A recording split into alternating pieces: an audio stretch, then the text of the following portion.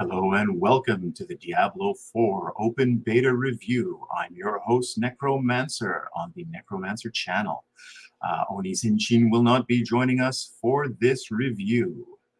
And here is our lovely equipment, a nice glowing Mefty keyboard, a Dvorak keyboard, and an Xbox Afterglow controller. I love that controller. And let's see, without further ado, let's get on to the review. So here we are. We've got a level 11, I think, Necromancer, something like that. I'm not as adept at this as the younger people are, excuse me for that, but there you go. Not even sure how to see my character level. Let's see. Here we go. Here's a character. I think that's level 11. Who can tell? A couple of items. Being rather a misanthrope, I'm not enjoying playing this game with other people. Now, Diablo 2 and the original Diablo had big problems with griefers coming on and hostiling you and trying to kill your character.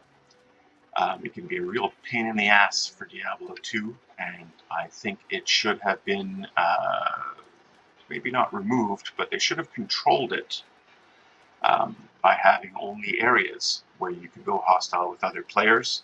Then anybody who wanted to fight against anyone else, hey, by all means, go ahead and fight some other jerk. Some jackass that decided that he was coming in and ruining people's games, there was no way to kick him or get rid of him. And Diablo 2 Resurrected still has problems with that to this day. D3 did solve that, but D3 is not at all that great of a game. I don't enjoy it at all compared to this one. That aside, as a review for the gameplay in Diablo 4, I find I'm enjoying it. Enough to buy it? Sure. Enough to pay $90 for the pre-release? No way. That's way too pricey. Now, while Diablo has been a pretty good game that I've enjoyed, the original Diablo, Diablo 2 Resurrected, and I do play D3 simply because my friends bought it, my friends enjoy it quite a bit, and there's always some interaction, some social fun to go on with that. Of course, explosion skill here, not as interesting as it is in D2. When I say D2, of course, I'm talking about Resurrected, which is a lot more fun. Okay, so we've got plus 22.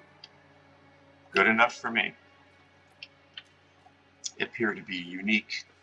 I don't care if D3 calls it legendary, D2 calls it unique, that's what I'm calling it. I'm not even sure what that priest is supposed to be doing, that soul that comes out when you cast a skeleton on a corpse. These highlighted corpses. The game is a little bit too simple in this beta stage. You can see I'm having no trouble whatsoever. I'm hardly getting hit. It would feel different if I had a hardcore character. I'd already be dead once when I mistakenly went to an area that a friend had gone to. He was a much higher level than I was. Whispering key, whatever that is. Golden Soul, Unrelenting Evil. This is the game that Diablo 3 should have been. This is Diablo 2.9, let's call it. It's a lot more like D2, a lot less like D3, which is terrific. I really didn't enjoy D3 much at all. I'm enjoying this one, I have to say. Am I enjoying it as much as D2? In different ways. I'm not crazy for the way they've done the skeletons. In terms of skills, all they've done is they've taken the D3 skills, copy-paste into this game with D4. And that I'm not crazy about at all. Skeletons can actually kill things, which is a bit nicer than D3, where they seem to just exist to hold the enemy away from you, to be a living wall. meat shield or bone shield, whatever you want to call it. It would be nice if I had a command to order the skeletons to attack a certain target that you had in D3. That's part of the skill that seems to be missing. Not so great. And while I was able to raise 4 right away, now I can raise 5, but that seems to be the limit. Whatever that skill is, I think it empowers your skeletons. It appears to empower them for a very short time. Of course, I'm playing as a necromancer. That's all I ever play. I haven't played anything else. When I've gone into original Diablo, I played the fighter to start with. Then I played the wizard, and I played the rogue a little. Really prefer the wizard. Of course, there have been updates to original Diablo. You can find on the internet at goodoldgames.com. You've got the original Diablo with the Hellfire expansion. And you have a lot of fan-made modifications. Of course, there's a modification that adds a necromancer, which I've been playing in original Diablo, especially like the Chernobog. It's a pretty good mod of original Diablo. Be that as it may, what's my recommendation for D4? Good, solid game. Better than D3. Worth 90 bucks? Hell no. I'll buy it when it's 50. That's what I have to say about it. You can see it's a slower gameplay. I'm very glad not to have the mechanism of run into a new area, everything explodes. Run into a new area, everything explodes. Now that's a little bit present here, but it's not as bad as in D3 so far. I'm level 11. What's going to happen at level 25? Maybe that'll be another post if things change quite a bit. What's going to happen when you reach higher levels, when the retail game drops in 666, the 6th of June, hopefully 6 a.m. The number of the beast, 666. We will see. What else can I say about D3 here? The character customization, that's pretty nice. I enjoyed the character customization. Not too much of it, but you only have a few dozen options for the face, maybe a dozen options or so. You can change the jewelry, you can change the hair, you can change the face. Not bad. Not bad. It works well enough for me. You can see at level 11, I really have nothing to fear here. If you're playing hardcore in D2, you have to be careful at all times. I've never bothered in hardcore with D3. I simply don't like the game. That's all there is to it. Now, I happen to be playing at the moment with a, as you could see in the original picture, with an Xbox Afterglow controller. Enjoy it quite a bit. If you have an Afterglow yourself, I recommend you do what I do and have a little bit of fun with your nephews. Put the button so that the game flashes the LEDs when the spinners rumble. So they're only going to flash part of the time. When you cast a spell, you get hit, something happens, your controller will rumble and your LED lights will flash. When you're doing that, you can hold your controller and say, "Ah, oh, that hurts." And I tell my nephew, that hurts because this is a controller that shocks you when you get hit. Do you want to try it? Your nephew will say, no, that's fine. Plenty of fun. Fun to be had. Let's see, what else can we say about this? Do you want to try this open beta before you buy? If you're not sure, go ahead. If you're certain that you're going to buy Diablo 4 and don't want to ruin the experience, how do you ruin the experience?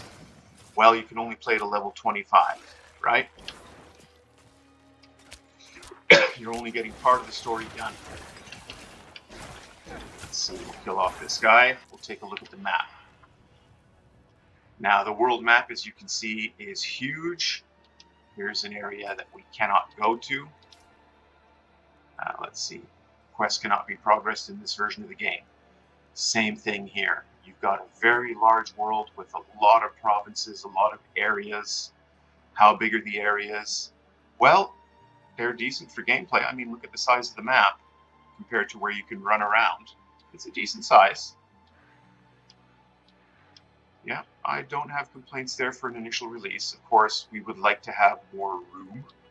Hopefully you can get to the dry steppes. It's undiscovered. It looks like to be Act 2. What do we have here for Kyrgyzstan? It doesn't say.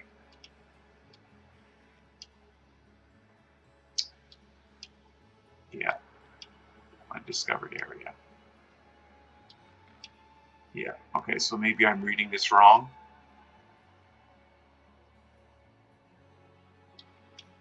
Uncertain, but it looks to be large enough. Hopefully it'll keep us occupied. The biggest problem with Diablo, what, 12 levels? Not very big. Biggest problem with Diablo 2, 5 acts. We need another 5 acts for Diablo 2, seriously. You could easily adapt some of this material. Diablo 3, large enough. I would have to say kudos to Diablo 3 for their bounties and whatever the runs were that make use of the map in different ways. They did release more areas in the map after it, a few years after Diablo 3 had been released. Presumably that's what they'll be doing with D4. We need more territory to cover or it gets boring. A little bit more terrain. How much variation can you make? I don't know. It's not fun to have the same kind of map over and over. It's nicer when you have a dungeon that cannot be memorized, because the computer generates a different dungeon when you go into it. That was the power of Diablo 1. It was a big attractor to it. The dungeons get randomized. Hopefully we have a little bit of that in here. I haven't done my research. Others could tell you more about that if you're interested. Do I really care during gameplay? It depends how well that plays out. Now, dungeons are randomized quite a bit in D2, but they do follow certain rules, and once you memorize those, it's probably rather easy to get through. But it is nice to have a different dungeon, a little bit randomized. All in all, as I've said, much better D4, much better than D3. An equal contender with D2 if you want something a little bit new. After this weekend, I'm going right back to the new ladder of D2R and enjoying a bit more of that. Hopefully we will see you there. That's it for this review. Hopefully that's given you a little bit more insight into Diablo 4 and will help you make up your mind if you want to play the open beta. If you want to pre-purchase, I'm not pre-purchasing at that price. I'm buying Diablo 4 maybe when it's on sale.